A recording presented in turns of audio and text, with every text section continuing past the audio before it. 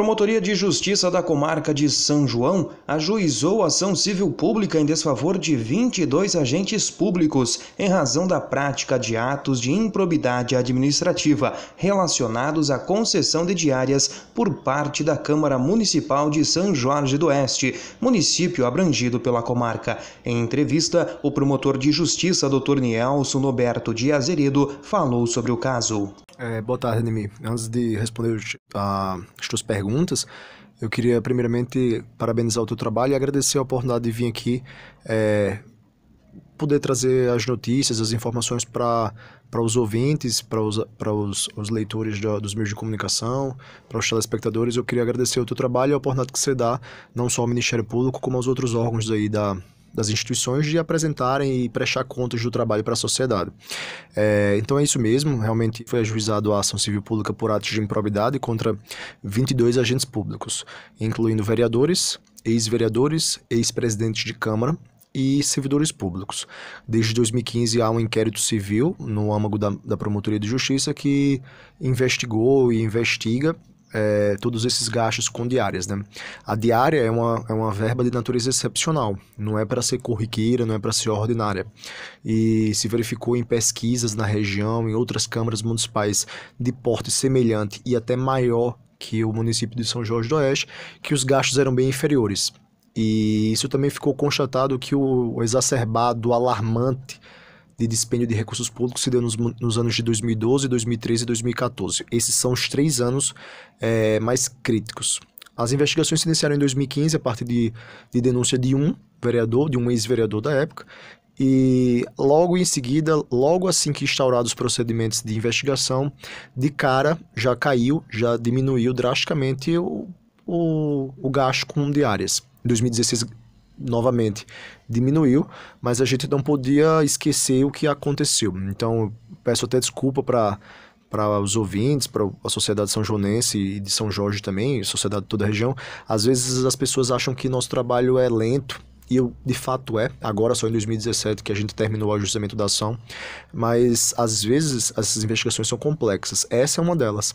Eu não posso simplesmente imputar uma irregularidade para todo mundo, colocar todo mundo na mesma peneira, então é preciso fazer diversas diligências, saber o que cada um ganhou de diária, e também não são todas as diárias que foram pagas de maneira irregular, era uma regra, mas óbvio que há também viagens justificadas.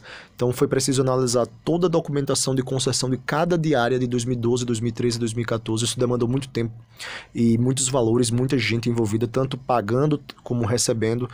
Foram necessários relatórios de auditoria, equipe técnica de auditores para atualizar, fazer correção monetária, atualização com juros desses valores para saber o valor de mercado daquela moeda de 2012 para hoje, né? Então são inúmeras diligências e às vezes a gente não consegue, infelizmente, dar uma resposta efetiva naquela época, mas graças a Deus a gente conseguiu, pelo menos no primeiro momento, acabar essa fase investigativa e ajuizar a ação civil pública, e vamos tentar agora, na fase judicial, responsabilizar essas 22 pessoas por entendermos que teve irregularidade na concessão e no recebimento dessas diárias.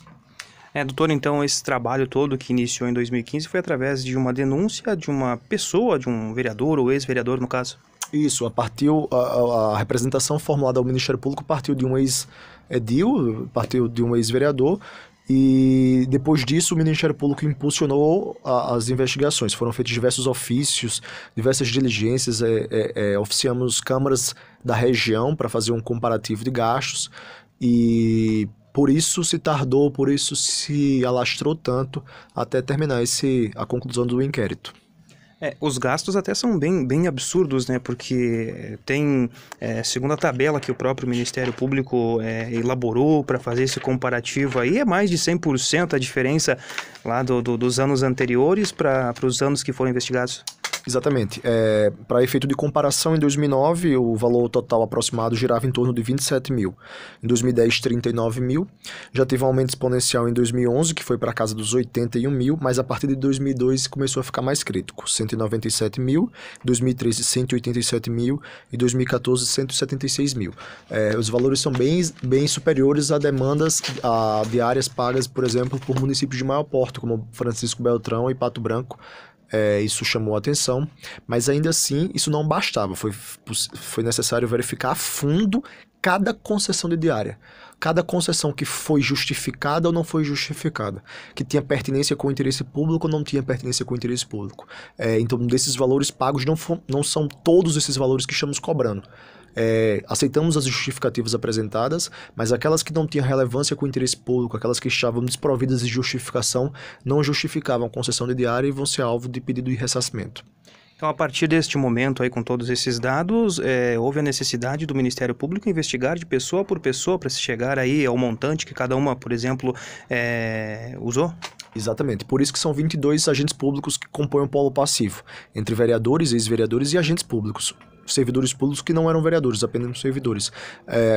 Discriminamos na inicial e junto com a documentação e tabelas anexas os valores de fato e efetivamente auferidos de maneira irregular e até mesmo os de maneira regular que foram justificados individualmente para cada um desses agentes públicos. Doutor, agora após este passo, ajuizada esta ação, quais são os próximos passos do Ministério Público com relação a este assunto? O que antes era só uma investigação e era no âmbito interno do Ministério Público, agora vai ser alvo de uma ação judicial, uma ação civil pública. Os réus vão ser citados para apresentarem suas defesas, apresentarem suas provas, e isso vai abrir uma fase de instrução processual, que é o momento do Ministério Público trazer suas provas, mostrar o que é que tem para ter feito a ação, e a parte requerida mesmo, igualmente, fazer as provas que eles entenderem necessárias. Após isso, depois de toda essa instrução, é que terá um veredito, uma sentença, mas eu não posso te precisar quanto tempo isso duraria, isso é muito relativo, ainda mais em ações complexas, com tantos réus, que é o caso dessa. Eu acho que o Ministério Público não teve oportunidade ainda de estar ouvindo no caso, réus. A gente oficiou as câmaras, os presidentes das câmaras, eles se manifestaram através de ofícios na época da investigação. Os gastos são diferentes, né, para cada pessoa. Isso vai ser uma condenação diferente para cada pessoa? Como é que fica? Isso, a gente precisa individualizar as condutas, como eu falei, seria até um ato de temerário, diríamos assim, fazer com que todos pagassem ou todos fossem responsabilizados igualmente. Não é essa a nossa intenção, a conduta de cada um deve ser individualizada, provada e separada dos demais. Cada um deve ser pedido as suas sanções de acordo com as suas condutas, de acordo com a sua culpabilidade, diríamos assim.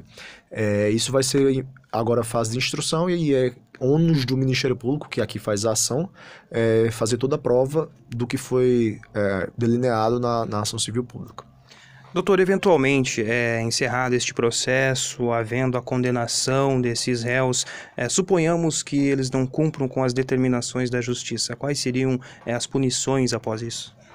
Falando eventualmente agora em caso de condenação, se eles não cumprirem aquilo que é decidido em sentença, repito, falando tudo hipoteticamente, eventualmente em caso de condenação, existem outros instrumentos de fazer valer as decisões judiciais. A gente teria que entrar numa outra fase que se chama cumprimento de sentença, que são medidas executivas de apropriação nos bens, de medidas coercitivas para fazer valer aquilo que foi decidido em sentença. Mas isso é em um segundo, até em um terceiro momento.